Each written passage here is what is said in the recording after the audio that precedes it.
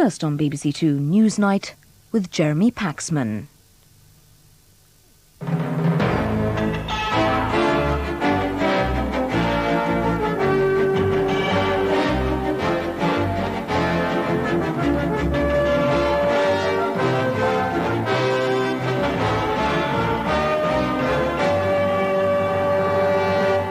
Now I help all the others in the class and I'll read books to Miss Theobald with books about the village with three corners. Good evening. Rachel Sims, age 7, says there is a simple solution to the illiteracy which afflicts a quarter of the nation's 7-year-olds. It's called reading recovery, and both government and opposition are tonight furiously milking the idea for their political advantage. I'll be inviting the Education Minister Tim Egger and the Labour spokesman Jack Straw to do just that. And the head teachers leader will be telling them both it's time to stop treating education as a political football.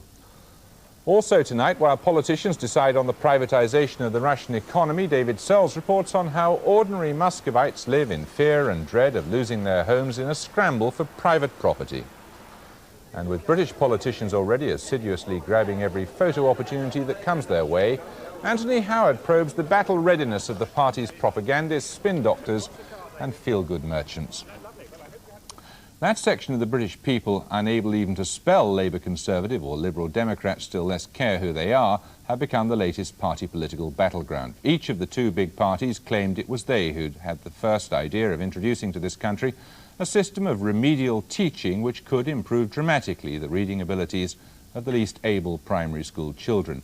Nearly a third of British 7-year-olds are said to have below-average reading abilities. The Reading Recovery Programme, developed in New Zealand, would, it suggested, remove that stain on our primary education. Teachers want it, but they say they're increasingly weary of the way the schools are being used in an election year as a political football. Back in 1990, Labour's Jack Straw thought he had the field to himself. Opinion polls consistently showed education was a Labour issue. But one of Margaret Thatcher's last acts before handing over her team to its new manager John Major was to bring in Kenneth Clarke to beef up the Conservatives' game. Mr. Clarke grabbed back the initiative and the headlines.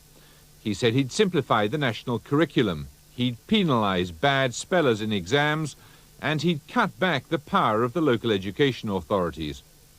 In the phony election fever of the autumn conferences, all the parties promised they alone could find the policies and the money to transform British schools.